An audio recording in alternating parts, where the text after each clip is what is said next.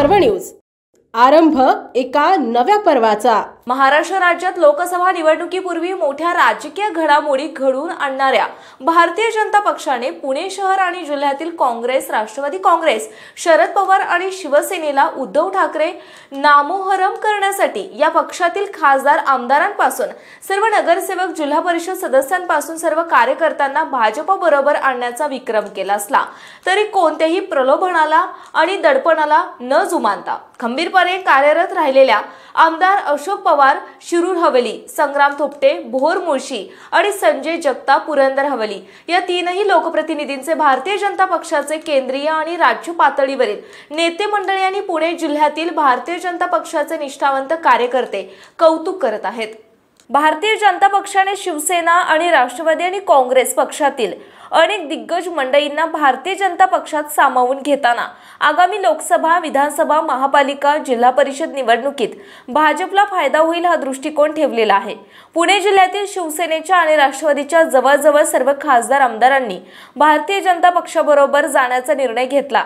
ज्येष्ठ नेते शरद पवार यांच्याशी फारकत घेण्यात अजित पवार, दिलीप वळसे पाटील या महत्त्वाच्या आणि पवार यांच्या निकटच्या मंडळींचा अग्रस्थानी सहभाग पाहिल्यानंतर सर्वसामान्य कार्यकर्त्यांमध्ये मोठा संभ्रम निर्माण झालेला असताना सुद्धा शिरूरचे एकमेव आमदार अशोक पवार हे शरद पवारांच्या राष्ट्रवादीत ठाम राहिले। काँग्रेसचे अशोक चव्हाण भाजपात गेल्यानंतर भोरचे आमदार संग्राम थोपटे आणि पुरंदरचे संजय जगताप यांना भारतीय जनता पक्षात आणण्यासाठी वरिष्ठ पातळीवरून प्रयत्न करण्यात आले, परंतु तीनही आमदारांनी कोणत्याही प्रलोभनाला बळी पडायचंच नाही हा निर्धार केल्यामुळे भाजपची आणि महायुतीची मोठी पंचायत झाल्याचं समजते। संग्राम थोपटे तिसऱ्यांदा तर अशोक पवार दुसऱ्यांदा आणि संजय जगताप पहिल्यांदाच आमदार झाले असताना सुद्धा 7 वेळा आमदार असलेल्या अजित पवार आणि दिलीप वळसे पाटील यांनी शरद पवारांच्या राष्ट्रवादीला काडीमोड दिली, परंतु या तीनही आमदारांनी व्यक्तिगत फायद्यापेक्षा पक्षनिष्ठेला अग्रक्रम दिला। हे सर्वसामान्य मतदारांना कौतुकास्पद वाटत आहे। शिरूर तालुक्यातील घोडगंगा रावसाहेब पवार सहकारी साखर कारखाना आणि भोर येथील राजगड साखर कारखाना अडचणीत असताना आणि कारखाना ऊर्जितावस्थेत आणण्यासाठी सहकार्य करण्याचे राज्य सहकारी बँकेला आणि केंद्र शासनाला कर्ज हमी देण्याचे आश्वासन उपमुख्यमंत्री देवेंद्र फडणवीस आणि अजित पवार यांनी दिले। त्यांचे कर्ज हमी अंतर्गत कर्जही मंजूर झाले, परंतु त्यांनी भाजप बरोबर येण्यास नकार दिल्यानंतर राजगड आणि घोडगंगा साखर कारखान्यास कर्ज उचल करण्यास स्थगिती दिली असल्याचे समजते। सोलापूर जिल्ह्यातील ज्येष्ठ नेते आमदार बबनदादा शिंदे हे महायुतीत सामील असून त्यांच्याकडे त्यांचे जावई आमदार संग्राम थोपटे यांना महायुतीत आणण्याची जबाबदारी देण्यात आलेली होती। मध्यंतरी इंदापूर येथे महाविकास आघाडीचा मेळावा घेण्यात आलेला होता। या कार्यक्रमाच्या निमंत्रण पत्रिकेत प्रमुख पाहुणे म्हणून संग्राम थोपटे आणि दशरथ माने यांचा उल्लेख असताना या दोघांनी या महाविकास आघाडीच्या मेळाव्याकडे पाठ फिरवली होती। त्यानंतर काही दिवसातच देवेंद्र फडणवीस इंदापूरच्या दशरथ माने यांच्या घरी चहा पाण्यासाठी गेले आणि थोड्याच दिवसात त्यांनी महायुतीत प्रवेश केला। त्याप्रमाणे थोपटेही महायुतीत सामील होणार असा आशावाद भाजपवाले आजही बाळगून असल्याचं समजते, परंतु थोपटे यांनी त्यास नकार दिला असल्याचं समजते। त्याचप्रमाणे संजय जगताप हे ज्येष्ठ नेते कैलासवासी पतंगराव कदम यांचे जवळचे नातेवाईक असल्याने आमदार विश्वजित कदमांबरोबर संजय जगताप यांनाही भाजपात आणायचे असा प्रयत्न सुरू असल्याचं समजते, परंतु संजय जगताप यांनी ही शक्यता फेटाळून लावलेली आहे।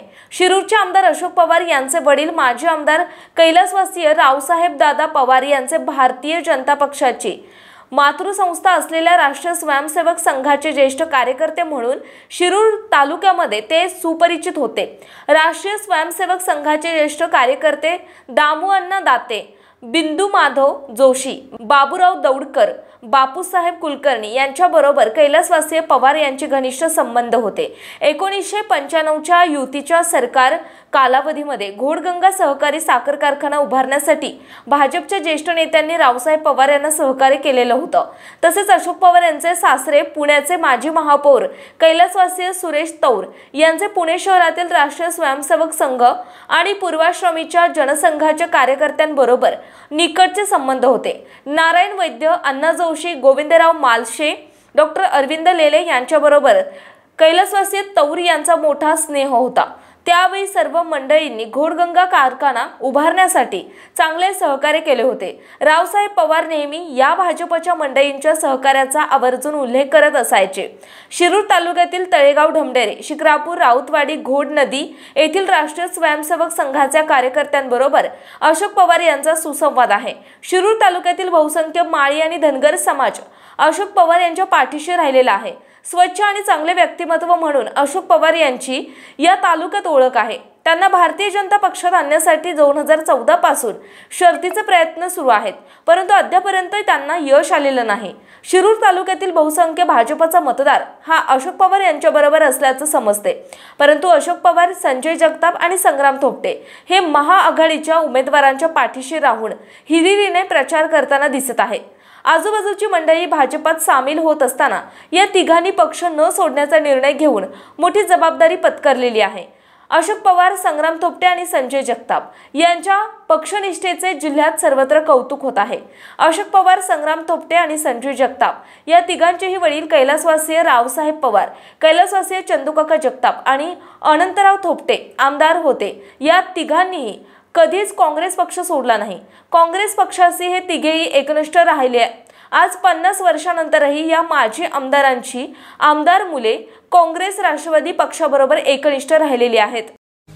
पुणे शहरातील आणि जिल्ह्यातील महत्त्वाच्या आणि ताज्या बातम्या पाहण्यासाठी आजच आमच्या आरंभ पर्व न्यूज चॅनलला YouTube वर सबस्क्राइब करा आणि बेल आयकॉन प्रेस करा।